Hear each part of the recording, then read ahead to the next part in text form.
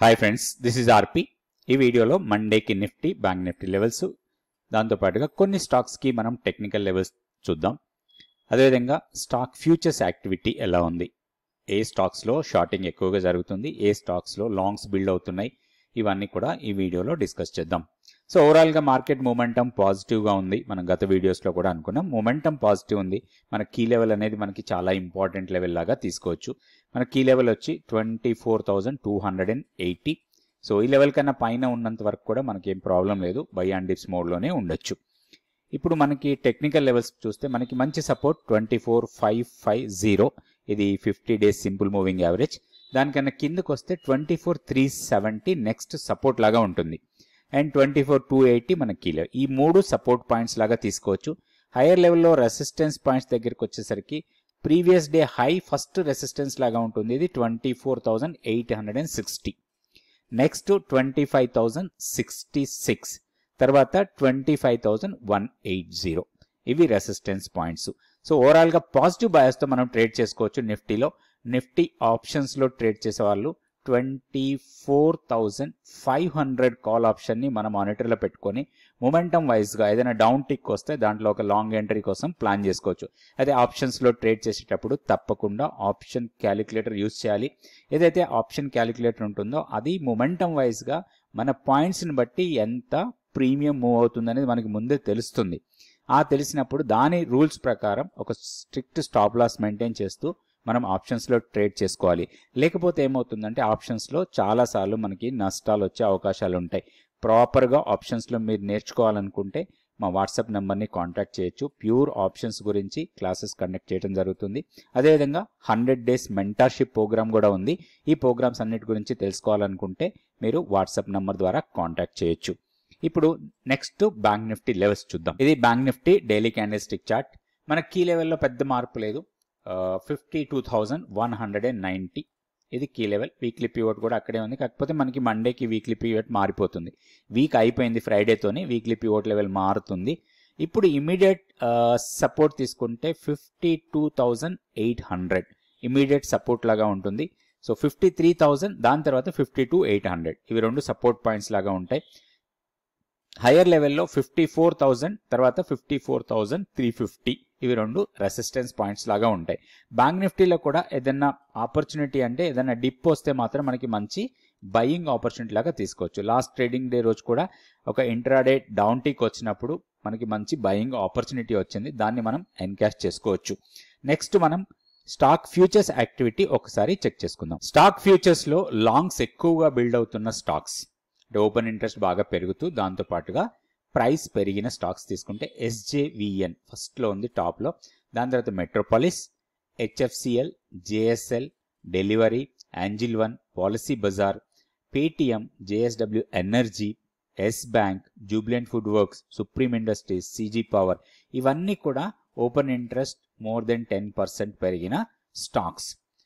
దీంతో పాటుగా ప్రైస్ కూడా పెరిగిన స్టాక్స్. వీటిలో నుంచే మనం కొన్ని స్టాక్స్కి మనం టెక్నికల్ లెవెల్స్ కూడా చూద్దాం.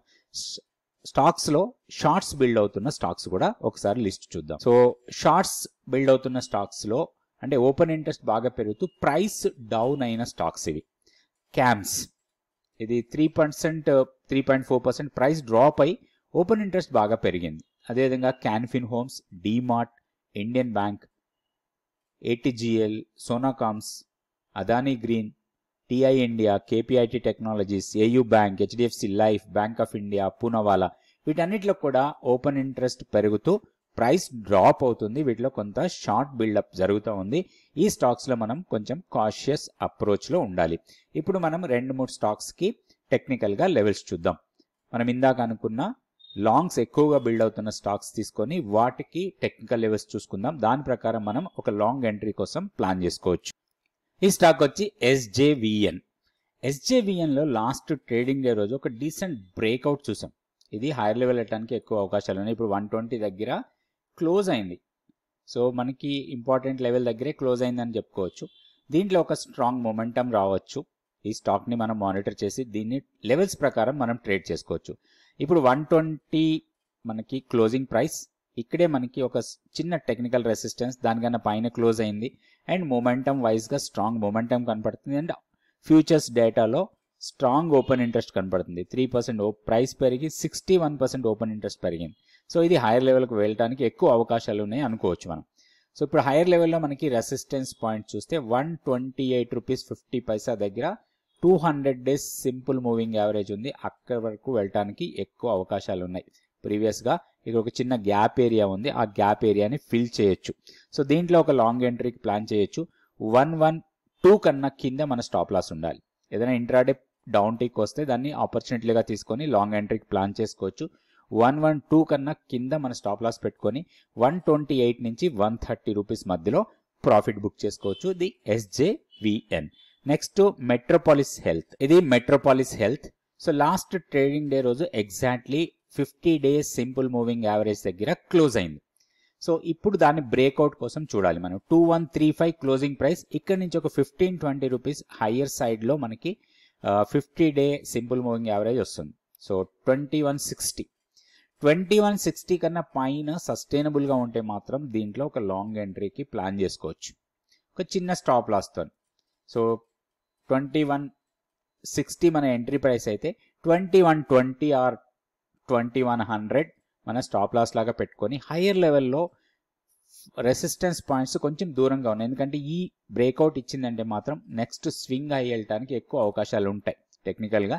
సో 2290 అండ్ 2300 2290 ఆర్ 2300 లెవెల్స్ అనుకోవచ్చు ఇక్కడ. సో ఈ లెవెల్స్ దాకా వెళ్ళడానికి ఎక్కువ అవకాశం ఉంది కాబట్టి దీంట్లో ఒక షార్ట్ టర్మ్ ట్రేడింగ్ ఆపర్చునిటీ లాగా తీసుకొని మెట్రోపాలిస్ హెల్త్లో మనం ఒక లాంగ్ ఎంట్రీకి ప్లాన్ చేసుకోవచ్చు. టెక్నికల్ లెవెల్స్ మనకి ఇంపార్టెంట్, ఆ లెవెల్స్ ప్రకారమే మనం ట్రేడ్ చేసుకోవచ్చు. నెక్స్ట్ ఇంకొక స్టాక్ కూడా చూద్దాం, పాలసీ బజార్. పాలసీ బజార్ ఒక స్ట్రాంగ్ బ్రేక్అవుట్ ఇచ్చింది లాస్ట్ ఒక 3-4 డేస్ బ్యాక్ అనుకోవచ్చు. 1960 ఇప్పుడు 2142 దగ్గర ట్రేడ్ అవుతుంది. ఏదైనా ఇంట్రాడే పుల్ బ్యాక్స్ ఇస్తే మాత్రం దీంట్లో ఒక లాంగ్ ఎంట్రీకి ప్లాన్ చేసుకోవచ్చు. మేబీ లాస్ట్ ట్రేడింగ్ డే రోజు జరిగిన ట్రేడింగ్కి పివోట్ లెవెల్ తీసుకోవచ్చు. అరౌండ్ 2080 ఆర్ 2100 లెవెల్ అనుకోవచ్చు. అది మనకి ఒక లాంగ్ ఎంట్రీ కింద ప్లాన్ చేసుకోవాలి. స్టాక్ మళ్ళీ 1935 కన్నా కిందకు వస్తేనే కొంచెం ప్రాబ్లం. అదర్వైజ్ హైయర్ లెవెల్కి వెళ్ళొచ్చు. 2250 హైయర్ లెవెల్లో ఒక రెసిస్టెన్స్ పాయింట్, అక్కడి వరకు వెళ్ళటానికి ఎక్కువ అవకాశాలు ఉన్నాయి ఈ స్టాక్లో. సో ఈ లెవెల్స్ చూసుకొని లెవెల్స్ ప్రకారం దీంట్లో ట్రేడ్ చేసుకోవచ్చు. ఇది పాలసీ బజార్. నెక్స్ట్ వీడియోలో మళ్ళీ కొన్ని stocks Nifty, bank Nifty levels చూద్దాం. Thank you so much for watching this video.